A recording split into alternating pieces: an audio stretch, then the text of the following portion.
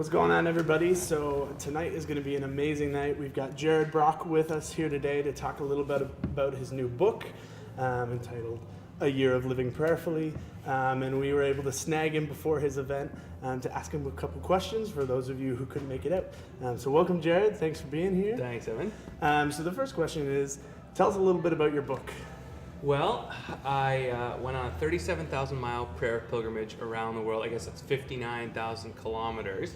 And went to about a dozen different countries to explore a world of prayer traditions across the Judeo-Christian kind of faith family, including some of the weird uncles and crazy cousins.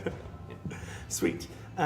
So over that 37,000 mile or 59 kilometer journey, what was one of, you probably have a bunch, but what was one really crazy experience that you had? There were so many. I think getting a chance to meet the Pope and have lunch at the Vatican, I will never forget that. Going to North Korea was like being on Mars. Those were the big two. Yeah. Westboro Baptist Church is a super scary time because they videotape the whole neighborhood. But yeah, I would say if I had to pick one, I would say definitely meeting the Pope. Cool. Yeah. Now, what was one of the biggest things that God taught you through the entire thing? Silence, actually. So my prayers beforehand were mostly like Santa Claus, like asking for things, and they were one way. But prayer is not a speech or a monologue, it's a dialogue. And so we actually visited this prayer community 3 hours east of Paris called Taizé, ecumenical prayer community. And we would pray before breakfast, before lunch, after dinner. Each time a prayer started with 8 minutes of silence. And not to ask for anything, just to be with God. So that my prayer life is far better now, but it's far more quiet. Very cool.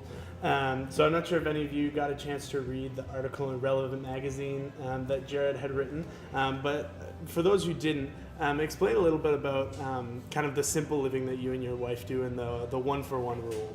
I was wondering what article you're going to talk about, because I also wrote an article on beards for Relevant too. So so Michelle and I, we run a charity to fight human trafficking, and a number of years ago, we just realized that we weren't going to be able to pursue God's dream for our life and the American dream at the same time.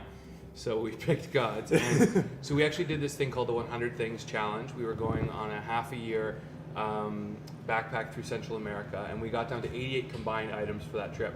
And that might sound like, oh, that would be so hard, but it was actually so freeing to not be possessed by our possessions. So when we came home, we purged like crazy.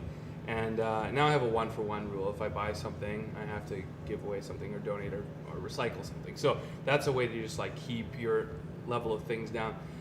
We live in a 1975 Airstream Silver Bullet in a forest, and I'm a vegetarian, mostly buy used clothes. And what that's done is that's allowed us to create a margin of time and money in order to work on projects that we feel matter, like making a documentary about human trafficking, like doing a prayer pilgrimage around the world and writing a book about it. So I definitely recommend that. And I tell that to young people all the time. Like, they're like, you know, I have this dream for my life, but how am I going to afford it? It's like, just don't spend money. Sweet. And the last question is one that everybody is just itching to ask.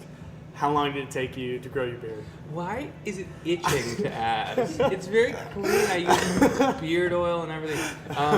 I grow a beard very, very fast. Yeah. Problem is I have very curly hair.